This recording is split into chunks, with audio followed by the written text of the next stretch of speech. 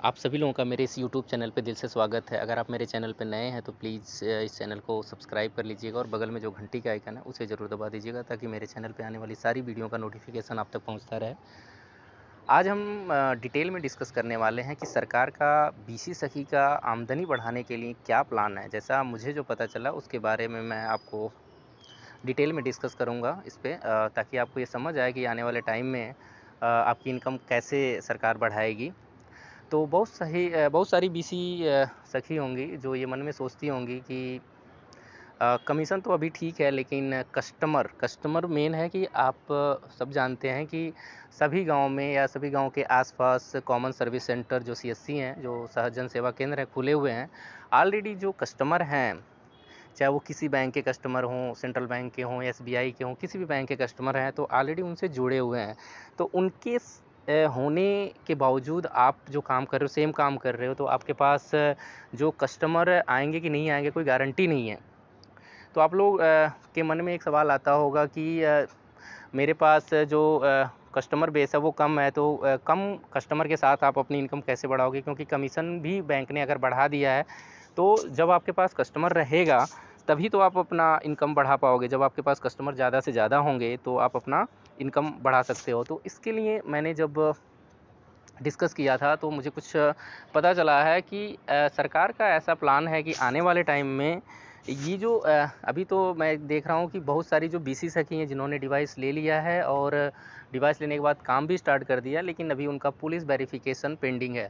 वो ज़िले से या थाने से या अभी लखनऊ से कुछ रीज़न की वजह से आपके जो पोर्टल में जो बीसी सखी का जो ऐप है वहाँ पे अपडेट नहीं हो पाया है। इसलिए जो बैंक वाले हैं, जो भी आपका पार्टनर बैंक है, चाहे वो फिनो है, चाहे पेटीएम है, चाहे एयरटेल है, चाहे बैंक ऑफ बड़ौदा है, वो अभी अकाउंट खोलने का जो परमिशन है वो अभी आपको नहीं दिया है। जैसे कि आप सभी जानते हैं कि जब तक आप पुलिस वेरिफिकेशन नहीं करा लेते तब तक आपको जो बैंक के द्वारा अकाउंट खोलने नहीं दिया जाएगा। तो इसके लिए आप अभी अगर आपका जो भी बीसी सखी हैं जिन्होंने डिवाइस लेके काम करना स्टार्ट कर लिया है, तो पहले तो अपना वो चेक कर लें ऐप में कि उनका जो ऐप है, ऐप में पुलिस वेरिफिकेशन दिख रहा है कि नहीं। अगर वहाँ पे पुलिस वेरिफिकेशन दिख रहा है तब तो आपके लिए ठीक है। वो आप अपने बैंक में बोल सकते हैं। अगर आपके पास अकाउंट नहीं खोल पा रहे हो तो उसके लिए आप बैंक में कंप्लेंट डाल सकते हो। बैंक में कंप्लेंट डालने से पहले आपको अपने ऐप पे पुलिस वेरिफिकेशन ज़रूर चेक करना होगा। अगर है तभी बैंक वाले आपको अकाउंट खोलने का परमिशन देंगे। अगर वहाँ पे ऐप में आपका पुलिस वेरिफिकेशन नहीं दिखा रहा है तो उसके लिए पहले आप अपने थाने पे, जहाँ से आपने पुलिस वेरिफिकेशन कराया था, वहाँ पे जाके एक बार कंप्लेंट करिए।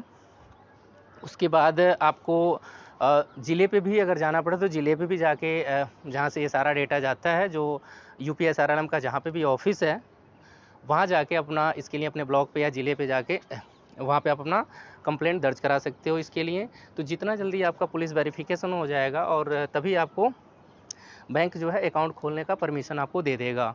एक बार जब आपका अकाउंट खोलने का परमिशन मिल जाएगा तो सरकार का आने वाले टाइम में जो प्लान है, जैसा कि आप सभी जानते हैं जब ये योजना बनी थी उस समय आपको 6 महीने का ही मानदेय के लिए प्रावधान था, 6 महीने ही, और अभी भी वही है। 6 महीने ही 4,000 रुपये आपको मिलने हैं। जो भी बीसी सखी काम कर रही हैं उनको 6 महीने के करीब ही ये मानदेय मिलना है। आने वाले टाइम में हो सकता है, ऐसा माना जा रहा है कि आने वाले टाइम में शायद दोबारा से बीजेपी गवर्नमेंट आएगी तो शायद आपका मानदेय रेगुलर भी कर दिया जा सकता है। लेकिन ये संभावना है, कंफर्म नहीं है कि ये ऐसा होगा ही, लेकिन अगर हो जाए तो बीसी सखी के लिए बढ़िया होगा। दूसरा ये कि जो सरकार ने आपको 75,000 रुपये लोन दिया हुआ है उसमें 38,000 के करीब तो आपने डिवाइस पे खर्च कर दिया है, और दूसरा जो 12,000 है टेबल और कुर्सी लेने पे आपके खर्च हुए हैं, टोटल 50,000 रुपये, और 25,000 जो है ओडी के तौर पे आपको दिया गया काम करने के लिए। तो हो सकता है सरकार जो ये 50,000 रुपये जो आपका डिवाइस लेने पे और जो 12,000 जो टेबल कुर्सी खरीदने पे जो खर्च हुआ है वो सरकार आपका माफ़ भी कर सकती है। सरकार दोबारा से अगर बीजेपी गवर्नमेंट आती है तो शायद माफ़ भी हो जाए। तो कुछ नहीं कह सकते, माफ़ हो जाता है तो भी आपके लिए बहुत ही बेस्ट होगा। और दूसरा सबसे बड़ी चीज़ ये है कि अपना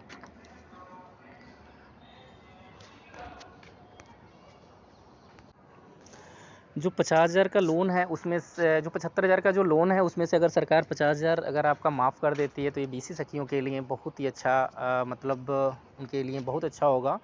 और तीसरा जो सरकार कर सकती है वो ये है कि जैसे ही आपका पुलिस वेरिफिकेशन हो जाएगा और आप खाता खोलने के लिए बैंक आपको परमिशन दे देगा, तो आप जो गांव में जो फंड आता है जैसे कि वो मनरेगा का पैसा हो गया या जो शौचालय से जो जुड़ी महिलाएं हैं उनका जो मानदेय है या और भी जितने भी फंड आते हैं गांव में गांव के लोगों के लिए, जो भी फंड है, विधवा पेंशन हो गया या आवास का पैसा हो गया या जो भी पैसा गांव में आता है, उसके लिए सरकार क्या करे, अभी क्या ये पैसे जो हैं ब्लॉक के द्वारा उनके डायरेक्ट अकाउंट में ट्रांसफ़र किए जाते हैं।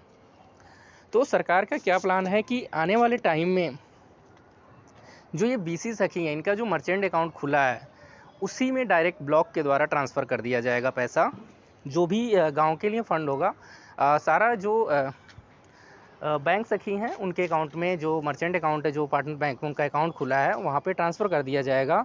और उसके बाद उसी बैंक का अकाउंट जो जिसको पैसे ट्रांसफ़र करने हैं वो आपके यहाँ ही आके खाता खुलवाएगा। जैसे कि मैं एग्जांपल देता हूँ, आपका फिनो पेमेंट बैंक है मान लो, तो ब्लॉक के द्वारा आपके जो मर्चेंट आईडी में मान लो 2 लाख रुपए आ गए और वो 2 लाख रुपए आपको गांव के लोगों को ही ट्रांसफ़र करना है। गांव के लोगों का मतलब जिसका भी है, किसी का विधवा पेंशन है, किसी का मनरेगा का पैसा है या कोई भी पैसा है जो ट्रांसफ़र करना है, तो पहले आप उनका अकाउंट खोलोगे फिनो पेमेंट बैंक में, तो पहला आपको लाभ मिलेगा अकाउंट खोलने का, जो कमीशन बैंक देगा अकाउंट खोलने पे वो आपको मिलेगा। दूसरा, जब आप उनके अकाउंट में फ़ंड ट्रांसफ़र करोगे फिनो टू फिनो, तो उस पर भी आपको बैंक कमीशन देगा। फिनो से फिनो में ट्रांसफ़र होगा तो उस पर आपका कोई चार्ज नहीं लगेगा।